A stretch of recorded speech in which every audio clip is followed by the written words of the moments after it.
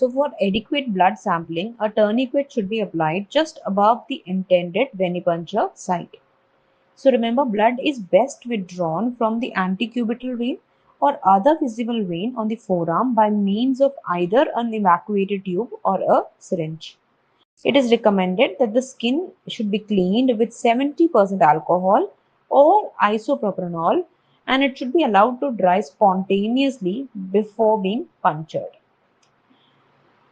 Remember, the tourniquet should be released as soon as the vein is punctured and blood begins to flow into the syringe or the evacuated tube.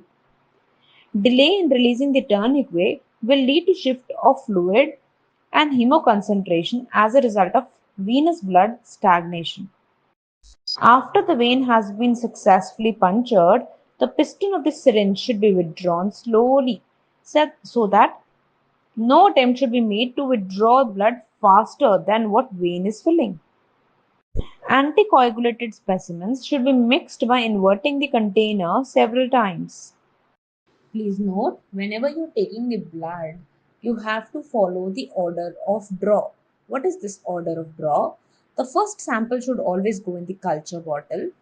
The second sample should go in the light blue vacutainer, that is sodium citrate vacutainer, which is sent for coagulation studies. Please invert the tube 3 to 4 times for adequate mixing of the anticoagulant with the blood.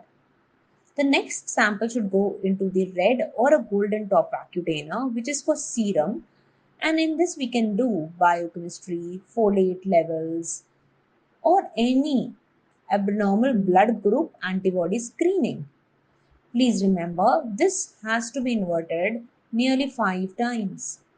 The next sample should go in heparin, that is green top vacutainer, which is basically used for your electrolytes and your plasma ammonium and your immunophenotyping.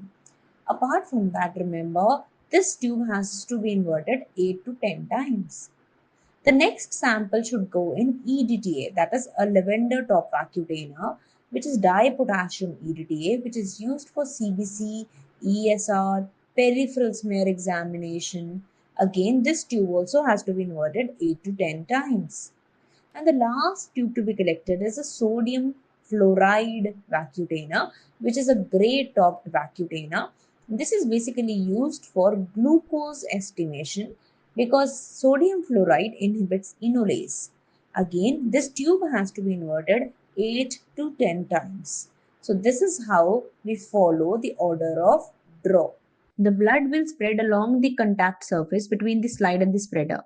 The spreader is then pushed forward steadily so rapidly that evenly a thin blood film is obtained. Now the smear is left to dry. Okay, so you can either wave it in the air or just let it dry with the fan. After that, the slide should be labeled at the head end by a pencil. Always check the thickness of the blood smear. So you can always change the thickness of the blood smear by adjusting the spreader angle, the speed of drawing the blood, or taking a different size of the blood draw. So always remember, what is the criteria for a good smear? It should cover at least 2/3 of the slide. It should have a smooth tongue-shaped tail. The edges are well formed and should not touch the margins of the slide. It should have thick portion and thin portion with a gradual transition. So head should be thick, and as you go towards the tail, it should be thin. There should be no holes in the blood film, which usually occurs due to grease on the smear. It should not be short. It should be free from all the ridges which are produced by jerky movements of the spreader.